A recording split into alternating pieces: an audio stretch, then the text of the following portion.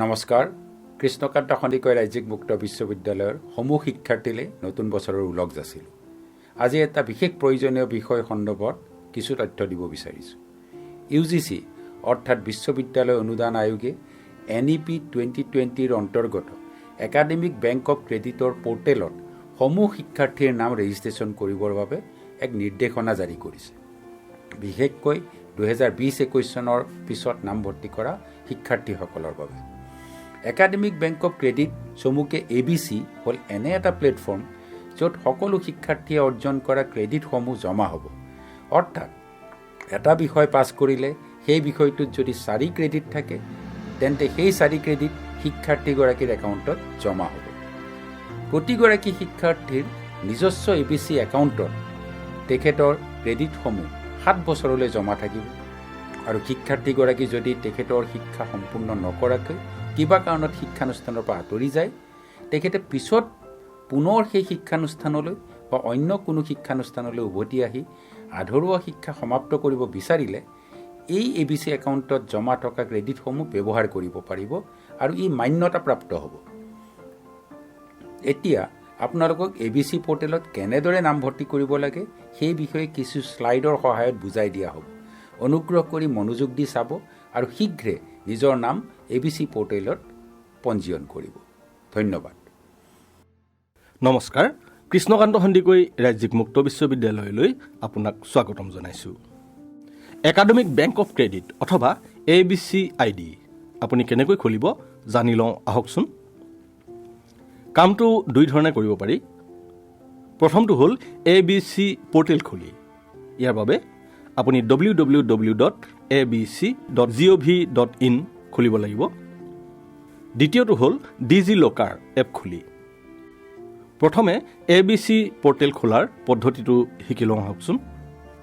ইয়াৰ বাবে আপুনি www.abc.gov.in ৱেবছাইটটো খোলক। তাৰ পাছত সোঁফালে ওপৰৰ কোণত মাই একাউণ্ট বুলি লিখা এটা ৰঙা ৰঙৰ বুটাম পাব, তাত ক্লিক কৰক।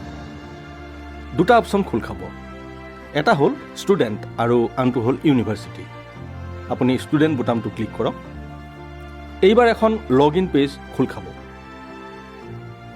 আপুনি যদি ইতিমধ্যে ডিজিলকাৰ একাউণ্ট খুলিছে তেন্তে তাৰ তথ্যবোৰ ইয়াত টাইপ কৰি পোনে পোনে লগ ইন কৰিব পাৰিব। যদি ডিজিলকাৰ একাউণ্ট নাই তেন্তে এই নিয়মবোৰ আপুনি অনুসৰণ কৰক। ছাইন আপ ফৰ মেৰি পেঞ্চন বুটামত ক্লিক কৰক। এইবাৰ আন এখন পেজ খোল খাব। প্ৰথমে ই আপোনাক ভেৰিফিকেশ্যনৰ বাবে মোবাইল নম্বৰ খুজিব। মনত ৰাখিব, আপুনি আধাৰৰ সৈতে লিংক কৰা মোবাইল নম্বৰটোহে ইয়াত ব্যৱহাৰ কৰিব লাগিব। নম্বৰটো টাইপ কৰি গেট OTP বুটাম ক্লিক কৰক। মোবাইল নম্বৰলৈ অহা OTPটো আপুনি টাইপ কৰক। পেজত মোবাইল নম্বৰ ইজ ভেৰিফাইড বাৰ্তাটো ওলাব।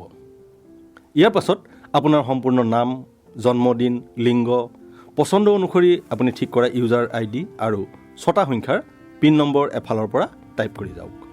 ৰেজিষ্ট্ৰেশ্যন প্ৰক্ৰিয়া সম্পূৰ্ণ হোৱাৰ পাছত এই ইউজাৰ ID আৰু পিন নম্বৰ ব্যৱহাৰ কৰি আপুনি ABC পৰ্টেলত লগ ইন কৰিব পাৰিব। এই আটাইবোৰ কাম শেষ কৰি এইবাৰ ভেৰিফাই বুটামটো ক্লিক কৰক। এইবাৰ এখন নতুন উইণ্ড' খোল খাব। ইয়াত আপোনাৰ পৰা আধাৰ নম্বৰটো বিচাৰিব। নম্বৰটো এণ্টাৰ কৰি কণ্টিনিউ বুটামত ক্লিক কৰক।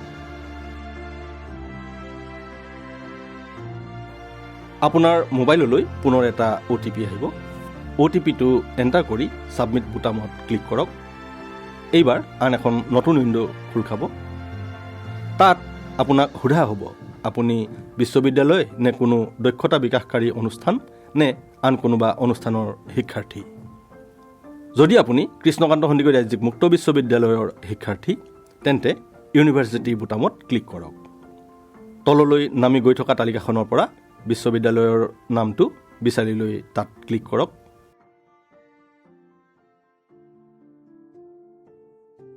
তাৰ পাছত ছাবমিট বুটামত ক্লিক কৰক। এয়া হৈ গৈছে। ইতিমধ্যে আপোনাৰ ABC ID জেনেৰেট হৈছে। এইবাৰ দ্বিতীয় পদ্ধতিলৈ আহোঁ। ডিজিলকাৰ এপৰ ব্যৱহাৰ। প্ৰথমে মোবাইল ফোনত ডিজিলকাৰ এপটো ডাউনলোড কৰক। ৰেজিষ্ট্ৰেশ্যন প্ৰক্ৰিয়াটো সম্পূৰ্ণ কৰক। তাৰ পাছত এপটো খুলি চাৰ্চ বুটামত ক্লিক কৰক। তাত ABCID চাৰ্চ কৰক। ABCIDৰ লিংক এটা দেখিব, তাত ক্লিক কৰক। খোল খোৱা পৰ্দাত আপোনাৰ কিছুমান তথ্য নিজে নিজে ওলাব। আপুনি ইয়াত কেৱল ইনষ্টিটিউশ্যন টাইপ বিকল্পটো খোলক, ইউনিভাৰ্চিটি বাছনি কৰক আৰু বিশ্ববিদ্যালয়ৰ নামটো ভৰাওক। এইবাৰ গেট ডকুমেণ্ট বুটামত ক্লিক কৰক। এপটো ডেছবৰ্ডলৈ উভতি যাব আৰু পৰ্দাত ABCID পেজটো দেখা পাব। আপুনি এইদৰে ABCID খোলা কামটো সম্পূৰ্ণ কৰক আৰু এই ID আপোনাৰ অধ্যয়ন কেন্দ্ৰৰ যোগেদি বিশ্ববিদ্যালয়লৈ প্ৰেৰণ কৰক। ধন্যবাদ।